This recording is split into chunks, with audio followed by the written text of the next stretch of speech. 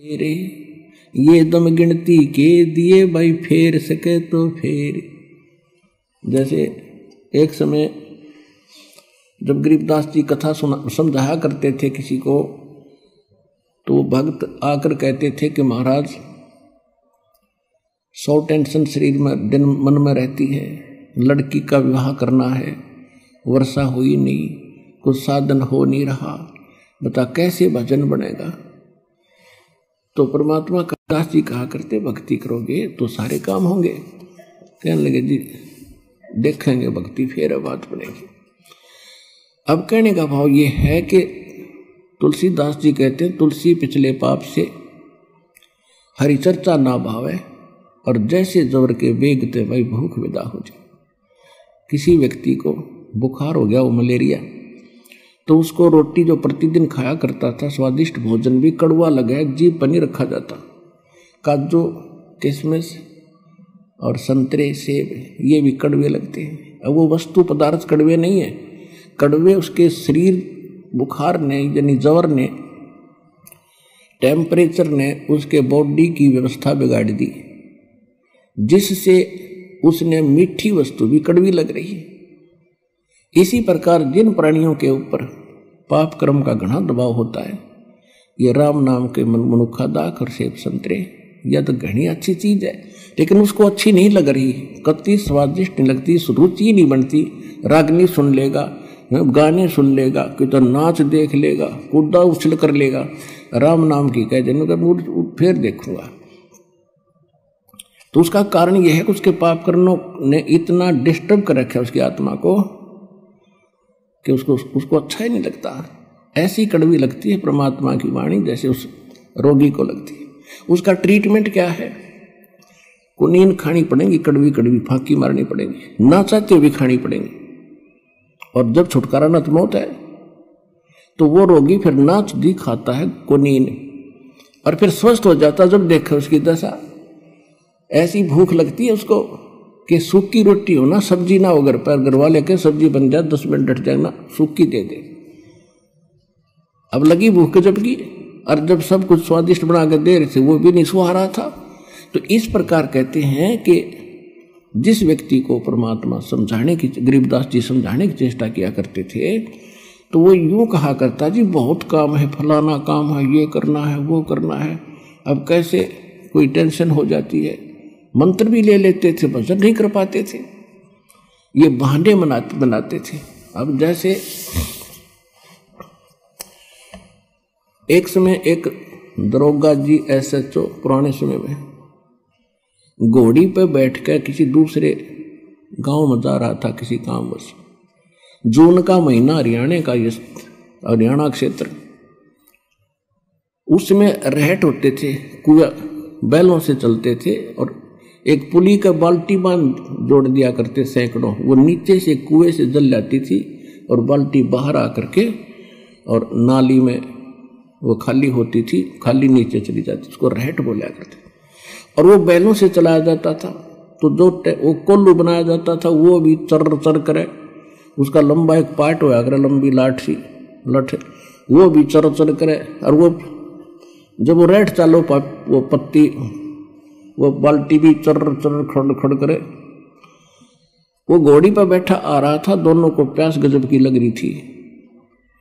अब दरोगा जी ने सोचा कि सामने पानी चल रहा है, पानी पिएंगे, घोड़ी को पिलाऊंगा। वहां निकट आया, और वो घोड़ी में एक समस्या थी कि वो इस आवाज से बेदकगी, फड़कगी। वो निकट आई और एकदम भाग के दूर खड़ी होगी। तो दरोगा जी ने कहा कि किसान, ये चोंचों को बंद कर दे भाई, मेरी घोड़ी डर रहा है। उसने वह बैल रोक दिए, वह चोंचों बंद होगी। जब तक वो घोड़ी लेकर निकट आए, इतना पानी चला गया खेत में, वह खाली नाली थी, रेतीला जमीन थी, और साथ पीगी। तो दरोगा ने कहा भी पानी निकाल, उसने फिर शुरू कर दिया, और वो सारा चुर चो हुई, घोड़ी फिर भागी। उसने कहा रे इस चोंचो ना बंद कर, वो फिर रोक दिया बैल। निकट आया, उसने फिर कहा पानी निकाल, वो फिर चला दिया, फिर भागी। तो किसान बोला दरोगा जी इस चोंचो में पी लो ना तो दोनों मरोगे। ये चू बिना पानी निकले ना तो दोनों मरोगे ना, तो इसने अपनी प्या किसी तरह लठ लुठ मार गए। तो कहने का भाव ये है कि पुण्यात्मा, यहाँ गरीबदास जी क्या कह रहे हैं, घट में शोक सिलसिला ये सुतक बड़ा अंधेरे, ये दम गिनती के दिए तू फेर सके तो फेर। कहते तेरे शरीर में ये शोक सिलसिला ही होता, सूतक सा हो रहा है, यानी रोज नया उपजा है कि कोई न कोई समस्या तेरे जी ने यू काल रखेगा। और ये गिनती के सांस है भाई, इस चू चू में कि मैं करा जाता हो तो इससे हम कर ले। गरीब घट में शोक सिलसिला ये सूतक बड़ा अंधेरे, ये दम गिनती के दिए तू फेर सके तो फेर।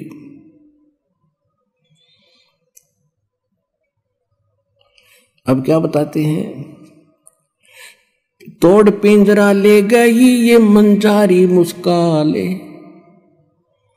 कहते बाका पर्दा महल का कोई न जाने भेवे, और बिन सतगुर क्यों पाई ये वो अटक रहा सुख देवे।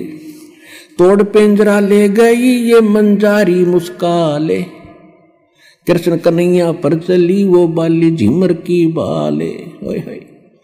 अब क्या समझा रहे हैं कि जैसे भाई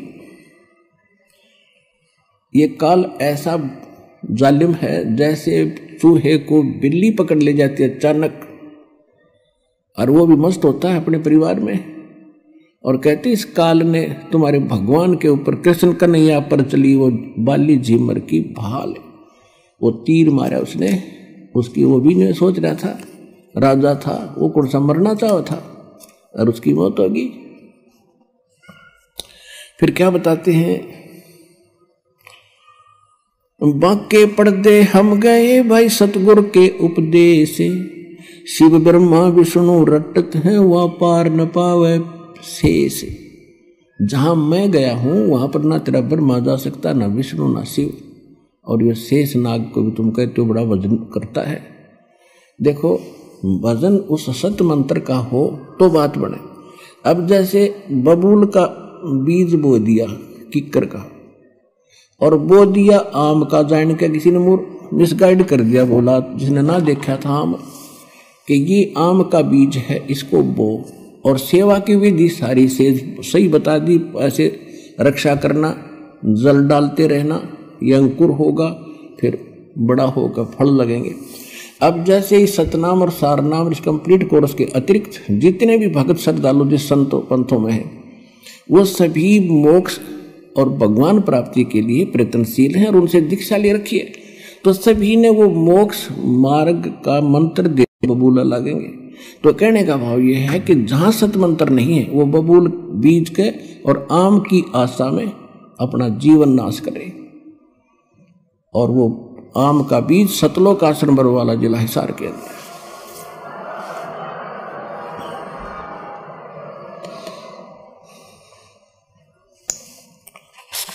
अब इसमें बहुत ज़्यादा प्रकरण है, बहुत बड़ा ग्रंथ है, समय आने पर आपको धीरे धीरे सभी सुनाएंगे।